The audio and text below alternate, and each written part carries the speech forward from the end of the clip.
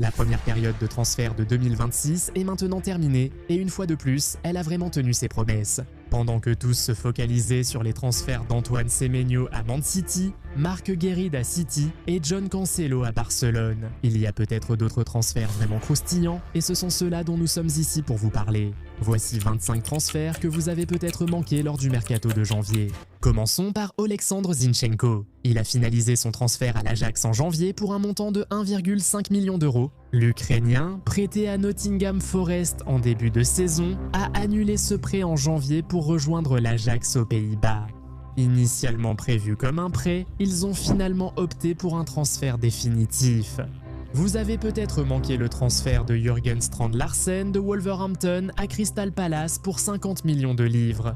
Après que Mateta a déclaré son désir de quitter le club, les Eagles ont décidé de sortir et de signer un remplaçant. Avant de perdre le français, ils se sont tournés vers le norvégien, et Strand Larsen n'était pas le seul norvégien à rejoindre un club londonien en janvier. Oscar Bob a quitté Manchester City pour Fulham après la signature d'Antoine Semenyo. Un attaquant devait partir, Bob était le choix évident. Il était initialement courtisé par le Borussia Dortmund, mais c'est Fulham qui a montré le plus d'intérêt, acceptant un montant de 27 millions de livres pour l'obtenir de City. City, cependant, dispose d'une clause de revente de 20% ainsi que d'un droit de priorité dans le contrat. On peut dire que c'était une bonne affaire pour toutes les parties, et on peut aussi le dire ainsi. Bob est arrivé pour remplacer Adama Traoré, qui a quitté Fulham lors de ce mercato pour rejoindre West Ham. L'ancien joueur de Barcelone retrouve Nuno Espirito Santo, son entraîneur à Wolverhampton. C'est Nuno qui a vraiment insisté pour ce transfert et il a finalement obtenu gain de cause vers la fin du mercato. Un autre gros transfert que vous avez peut-être manqué est celui de Conor Gallagher. Le milieu de terrain est revenu à Londres en janvier, quittant l'Atlético de Madrid pour rejoindre Tottenham dans un transfert de 40 millions d'euros. D'abord ciblé par Aston Villa pour un prêt, Tottenham a proposé un transfert définitif que Gallagher a accepté sans tenir compte de la rivalité avec Chelsea. Chelsea a fait ses adieux à Facundo Bornanote pendant ce mercato. L'Argentin, arrivé en prêt l'été dernier au club londonien, a annulé son prêt à mi-saison faute de temps de jeu et a rejoint Leeds United pour plus de minutes. Le transfert à Leeds est aussi un prêt, donc Bornanote reviendra à Brighton en fin de saison. En parlant d'anciens de Chelsea, saviez-vous que Thiago Silva est revenu en Europe ce mercato? Le défenseur central légendaire a quitté Chelsea pour retourner à Fluminense au Brésil en 2024 et tout le monde pensait qu'il y allait pour prendre sa retraite. Mais après 1 an et demi, l'icône a décidé de revenir en Europe, rejoignant Porto gratuitement. C'est un retour aux sources, Silva ayant déjà joué pour l'équipe B de Porto en 2004-2005. Il est revenu en légende et a battu le record de Pepe, devenant le joueur le plus âgé à disputer un match officiel du club. Alors que Thiago Silva partait en Europe, Lucas Paqueta faisait le chemin inverse. Le milieu de terrain de 28 ans vient de boucler la boucle, revenant dans son club d'enfance, Flamengo, là où tout a commencé pour lui. Le club brésilien a signé un accord record de 42 millions d'euros pour le recruter depuis West Ham. Son contrat le lie au club pour 5 ans. Puisque nous évoquons les milieux brésiliens, mentionnons aussi Douglas Luiz. Il a quitté Aston Villa en 2024 pour la Juventus via un transfert de 50 millions d'euros, finalement un échec. Revenu en Premier League l'été dernier, il a rejoint Nottingham Forest en prêt, interrompu en janvier pour retourner à Aston Villa sous un autre prêt. Il était initialement pressenti pour un transfert à Chelsea, mais aucun accord n'a été trouvé, ce qui a permis à Aston Villa d'intervenir et de détourner l'affaire.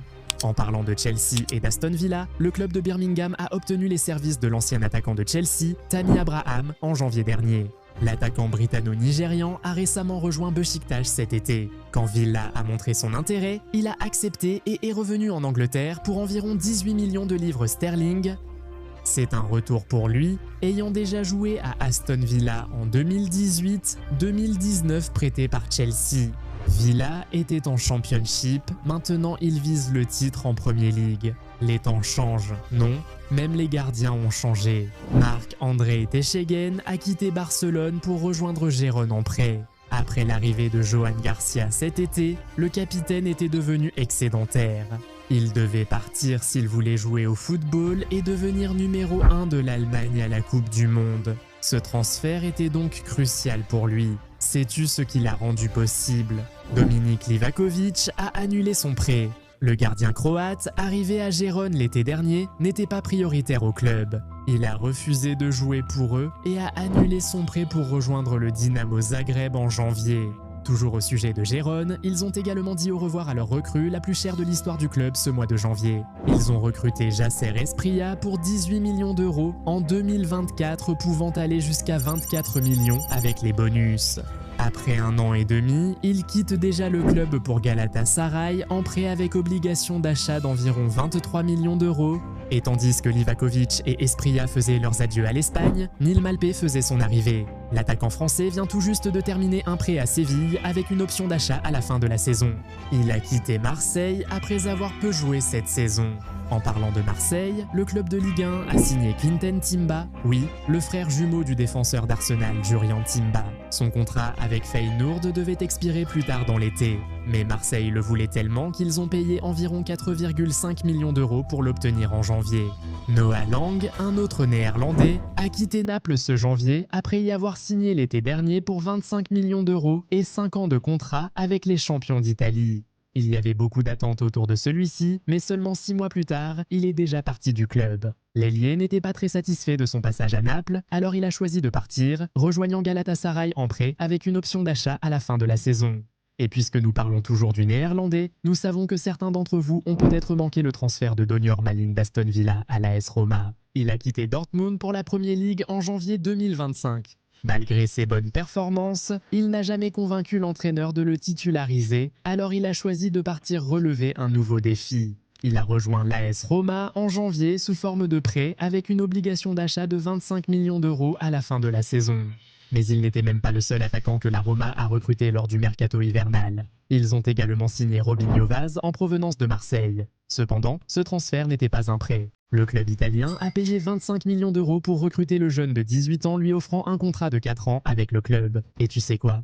Tu as peut-être aussi raté certains gros transferts impliquant de grands noms quittant l'Europe. Par exemple, savais-tu que Timo Werner a quitté l'Europe ? L'attaquant allemand a rejoint définitivement le club MLS San Jose Earthquakes en janvier.